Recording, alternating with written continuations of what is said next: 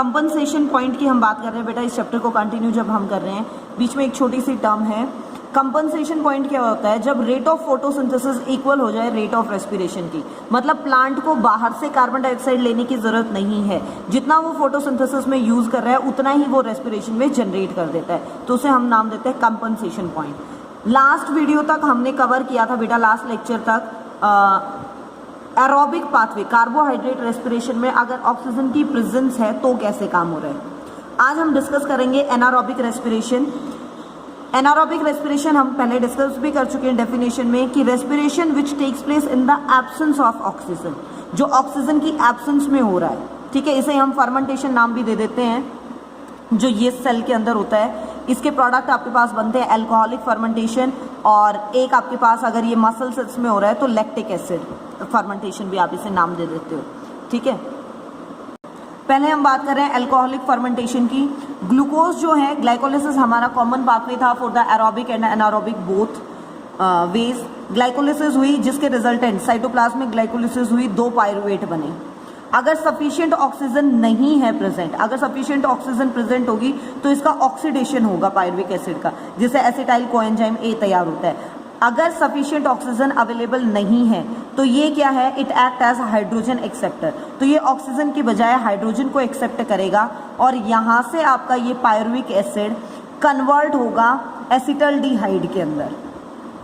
अगर आप ये केमिकल सिंबल्स नहीं भी याद रखना चाहते हैं तो कोई प्रॉब्लम नहीं है, आप सीधा यहाँ लिख दीजिए एसिटल्डिहाइड के अंदर। मैग्नीशियम आयन, आपकी कार्बन डाइऑक्साइड रिलीज हुई, मैग्नीशियम आयन यहाँ चाहिए है, और NADP हमारा कन्वर्ट हुआ NADPH प्लस H पॉजिटिव में। देन अल्कोहल डिहाइड्रोजिनेज एंजाइम की प्रेजेंस में क्या है आपके पास, ये एसिटल्डिहाइड कन्वर्ट हुआ इथाइल अल्कोहल के अंदर, ठीक है। नेक्स्ट देखिए लैक्टिक एसिड फर्मेंटेशन। इसके अंदर क्या है आपका ग्लूकोज, अगेन ग्लाइकोलिसिस हुई, 2 पायरुवेट मॉलिक्यूल बन गए एक ग्लूकोज से, आपका यहाँ पे सेम कंपोनेंट ये तैयार हुआ, और इसमें लैक्टिक एसिड डिहाइड्रोजनेज की प्रेजेंस से क्या है लैक्टिक एसिड कंपोनेंट बना, और एक NADH से NADPH प्लस H पॉजिटिव में वो कन्वर्ट हुआ। नेक्स्ट एक टॉपिक है हमारे पास पेंटोज फॉस्फेट पाथवे। इसी को हम HMP या हेक्सो मोनोफॉस्फेट शंट भी बोल देते हैं, वारबर्ग डिकनेस भी बोल देते हैं, इन्होंने ये दिया था pathway. This pathway mainly occurs in liver adipose tissue, ठीक है, लीवर के अंदर, फैट टिश्यू के अंदर, और लैक्टेटिंग मेमरी ग्लैंड्स, मतलब जो मिल्क सिक्रेटिंग मेमरी ग्लैंड्स है उनके अंदर, एडर्नल कॉर्टेक्स पार्ट में, गोनैड, सेक्स ऑर्गन्स के अंदर और RBC में होता है, और ये साइटोप्लाज्म में हो रहा है इन ऑर्गेनेल्स में।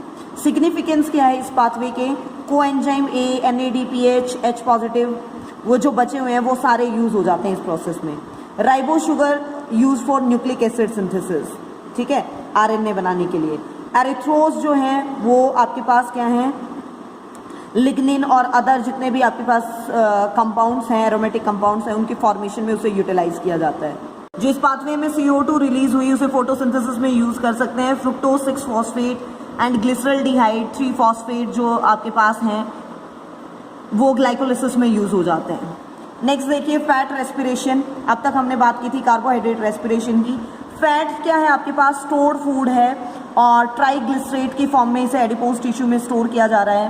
फैट के अंदर एनर्जी कंटेंट जो है वो ज़्यादा है, और वो बेटर फ्यूल की तरह काम करते हैं एज कम्पेयर टू कार्बोहाइड्रेट, ज़्यादा मतलब एनर्जी जनरेट करते हैं, लेकिन उनका डाइजेशन टाइम लेता है। दे ब्रेकअप इनटू, जब उनको तोड़ा जाता है तो वो फैटी एसिड, जैसे हमारे पास कार्बोहाइड्रेट ग्लूकोज में टूटता है वैसे ही फैट जो है वो फैटी एसिड और ग्लिसरॉल के अंदर साइटोप्लाज्म में ब्रेक करता है बिफोर यूज इन रेस्पिरेशन, ठीक है। Fatty acid do not go through glycolysis, वो ग्लाइकोलिसिस स्टेप को फॉलो नहीं करते, इसके बजाय क्या होता है, they broken into 2 carbon acetyl coenzyme A। मैंने आपको बताया भी था कि फैट रेस्पिरेशन के टाइम पे भी एसिटाइल कोएंजाइम A रिलीज होता है, एक्स्ट्रा जो सोर्स है, जो क्या है फर्दर यहाँ से जो एसिटाइल कोएंजाइम बने वो क्रैब साइकिल में एंटर कर जाते हैं। ग्लिसरॉल क्या है आपके पास, कंबाइन करेगा फॉस्फेट ग्रुप के साथ और फॉस्फोग्लिसरल्डिहाइड बनाया देगा, और वो फॉस्फोग्लिसरल्डिहाइड फिर ग्लाइकोलिसिस में एंटर कर सकता है। एनर्जी आउटपुट की बात करें तो हम एक जो सिंगल मॉलिक्यूल है जैसे सिट्रिक एसिड 18 कार्बन से मिलकर बना हुआ, वो उसका जब कंप्लीट ऑक्सीडेशन हो रहा है ऑक्सीजन की प्रेजेंस में तो वो 147 हाई एनर्जी फॉस्फेट मॉलिक्यूल्स को रिलीज करता है। नेक्स्ट अगर हम बात करें प्रोटीन रेस्पिरेशन की, तो प्रोटीन जो है वो ब्रेक किया जाता है अमीनो एसिड के अंदर साइटोप्लाज्म में, ताकि वो रेस्पिरेशन में यूज हो सकें। और अमीनो एसिड जो है enter the respiratory route in 2 ways, 2 तरीके से। एक तो डीअमीनेशन, मतलब अमीनो ग्रुप का रिमूवल करके। डीअमीनेशन में क्या है, अमीनो एसिड जो है वो लॉस करेंगे एक अमीनो ग्रुप को और चेंज हो जाएंगे कीटो एसिड के अंदर, जो फर्दर चेंज होंगे पायरुविक एसिड के अंदर, देन एसिटाइल कोएंजाइम ए और एंटर करेंगे क्रेब्स साइकिल में।